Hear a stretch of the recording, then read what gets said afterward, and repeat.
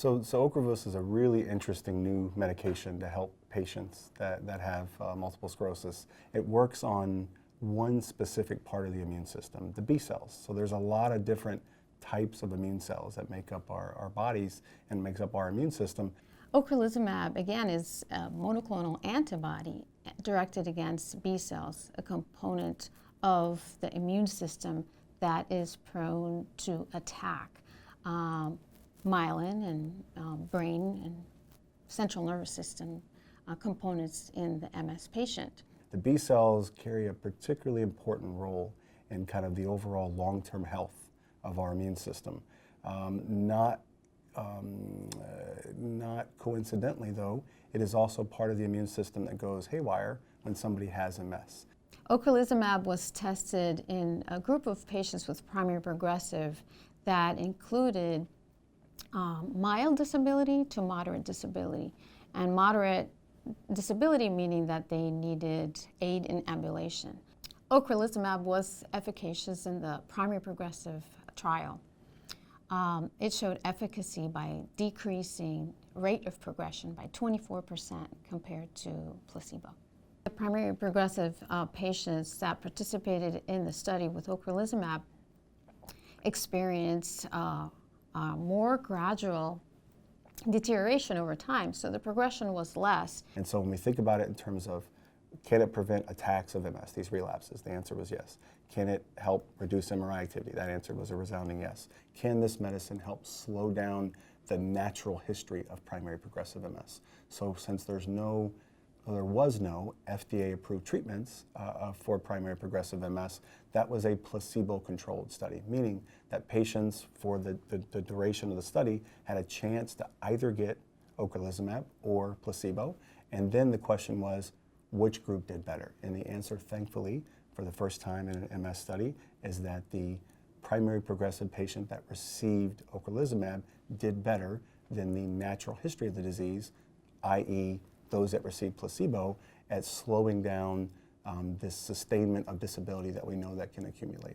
So by any measurable way you look at a medication in clinical trials, Ocrelizumab was able to effectively help relapsing MS patients. So there was a pretty impressive reduction in the rate of relapses compared to another MS therapy, and that was interferon beta 1A. Ocrelizumab significantly outperformed that other MS medicine in terms of relapses. And Ocrelizumab did a fantastic job at preventing new lesions from forming on MRIs. The other MS medicine also did decently well. Ocrelizumab did significantly better at preventing these MRI lesions from forming. And then lastly, its ability to slow down disability. It's always a tougher question to answer, is in that short period of time, 2 years, 3 years, depending on the study design. This one was a 2-year study. Can this medicine help slow down disability? And the answer, it was able to do that as well. And we know that it has the ability to help some primary progressive MS patients. What about those people in the middle where they didn't start off with primary progressive MS, they started off with relapsing MS, but they're no longer now having relapses, and they have more of a steady progression or a secondary progressive phase of the illness? Could this medicine help with that? The answer is we don't know. But there are some suggestion from the fact that it can help with relapsing MS, and that we think in part that primary progressive MS patients share a similarity in terms of the nerve degeneration phase, which is kind of how we categorize the progressive MS patient, that there is some hope and some science to support that this medicine could potentially help with that. Could we start to wade into the waters of, can these medicines help recover some lost function? And the answer seems to be, in some patients, yes. It wasn't a big percent of patients, and it wasn't a significant amount of improvement, but for some patients, there did seem to be an uptick in some function of their body, their neurologic system that they didn't have before, or that they were losing, things like motor strength in their legs or coordination in their arms. And that for some patients, a minority, that there was some improvement in some of those systems of the neurologic system. So the kind of laboratory testing or monitoring that we do prior to starting it are really much in line, with one exception, that we generally do for most MS therapies. And so it's things like looking at your blood panels to look at your immune system, so that's called a complete blood count. We also go a step further and look at a person's electrolytes and their kidney function and their liver function. That also, thankfully, is really routine blood work called a complete metabolic panel. And then the one that's really specific, though, to Ocrelizumab is a hepatitis B screening panel. And so if somebody has been exposed to hepatitis B, we cannot use this medicine. And it would be expected that if a person were to get this medicine and they have a past exposure to hepatitis B that's been active or is laying dormant, as we say, that they would be at risk to get pretty sick pretty quickly and could go into full liver failure. But around the time of starting, we would want to obtain a baseline MRI. And then at some time point later on, it could be 6 months, it could be a year, every person's situation might be a little different, but we would want to fact check if the medicine's working. And so it's an intravenous infusion, so it's an IV medicine, and it's given in a particular pattern. First, they get 300 milligrams initially. 2 weeks later, they get another 300 milligrams, and that's the first cycle of the medicine. Every other cycle thereafter is given once every 6 months, and one kind of 1 day of infusion, and the infusion tends to be a little longer. Patients receiving Ocrelizumab tolerate the medication well. There are minimal side effects that are experienced mostly around the infusion. Infusion reactions have mostly been reported to be mild, consisting of pruritus and skin eruptions, a little bit of chills, fever, headache. But again, these usually have been reported as mild. Very low percentage that were severe or required hospitalization, and this was in like 0.3%.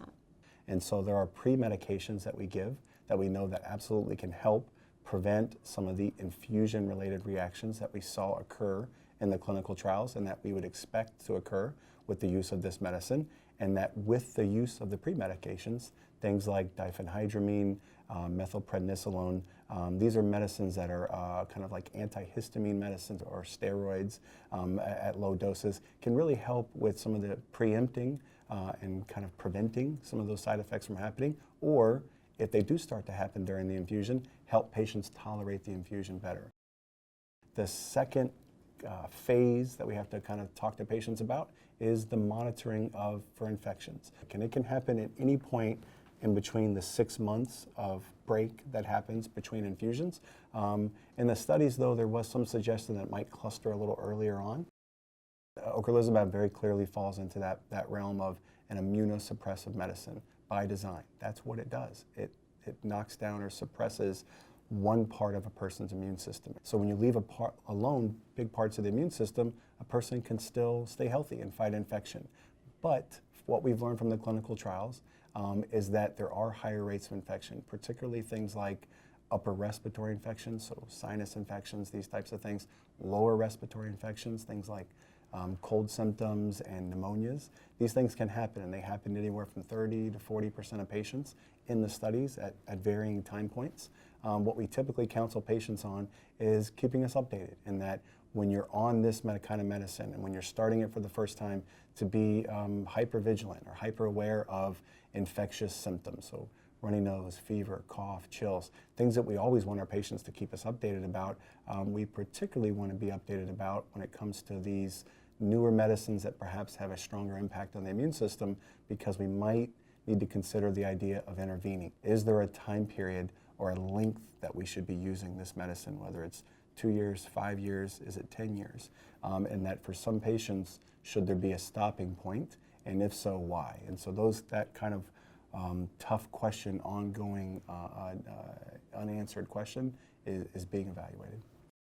So for some patients, there does appear to be the need for a stopping point. And that's a very tough conversation to have with patients, particularly for a medicine like this that does infer some hope in that it's helping among the most difficult to treat, particularly when we talk about primary progressive MS.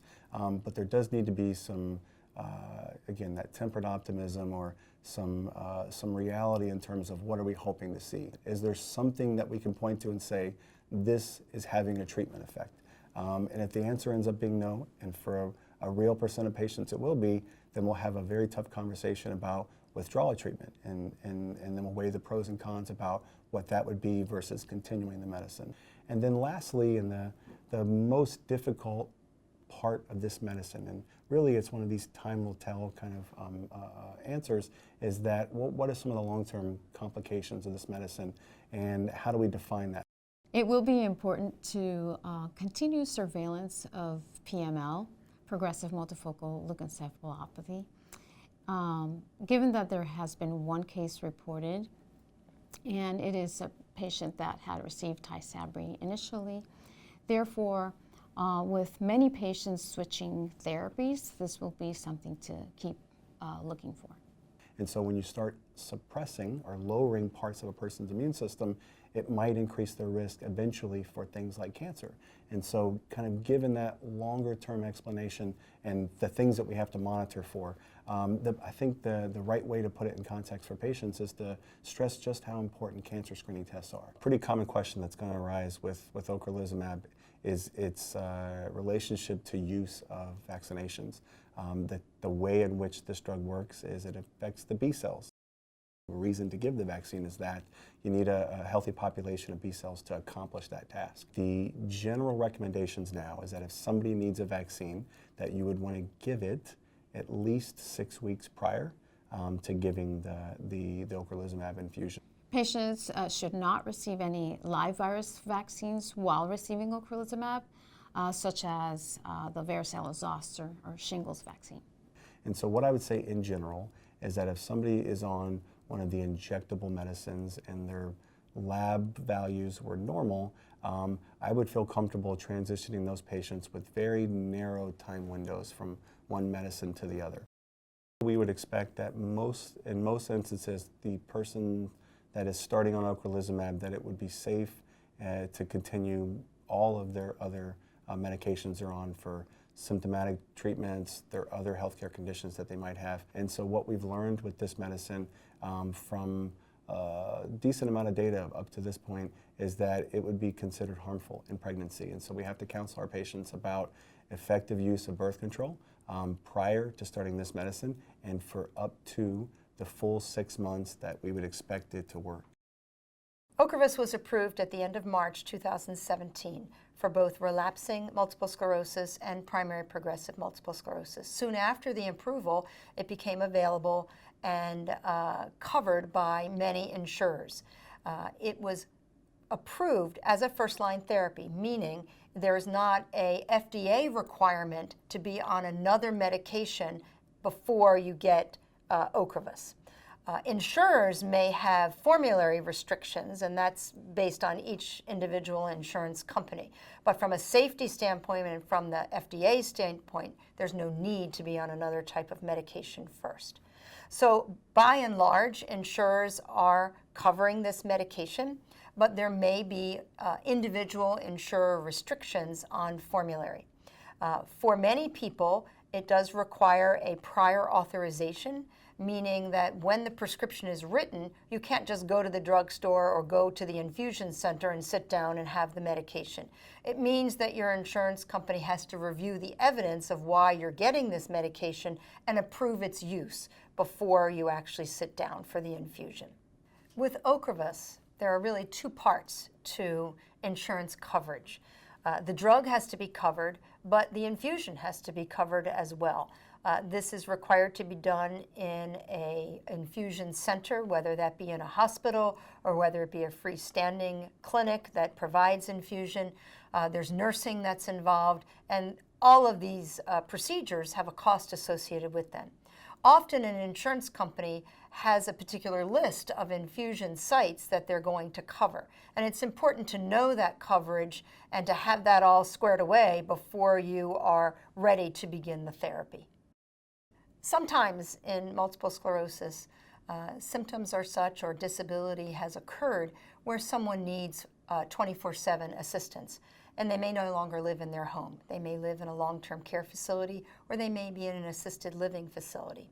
While that's far from the majority of people with MS, it does occur. And people in those living situations may wonder if they're an appropriate candidate for a drug like Ocrevus. Each case has to be handled individually, and that requires a conversation of the person with their neurology provider to determine if a particular therapy, whatever it would happen to be, is right for them. This is a very confusing landscape. Often, the person with the disease is being asked to participate in the decision making. Many people want to be part of the decision making, but it's confusing. The mechanisms of action are different. The risks are different. The side effects are different. And all of these things need to be taken into consideration when choosing a therapy. The conversation needs to occur between the neurology provider and the person living with the disease, and maybe even family members or other important people to that individual, so that everyone has a clear understanding of what they're getting into with these medications. And the discussion needs to cover what are the benefits, but also the risks. And another point is that right now, we don't have a way of knowing that a particular drug is matched best with a particular individual. So we may do our level best to choose a therapy that we believe is right for an individual. So it's important to know that changes may need to be made in that treatment regimen. And then all of those questions need to be revisited so that, again, someone is comfortable with the decisions that they make.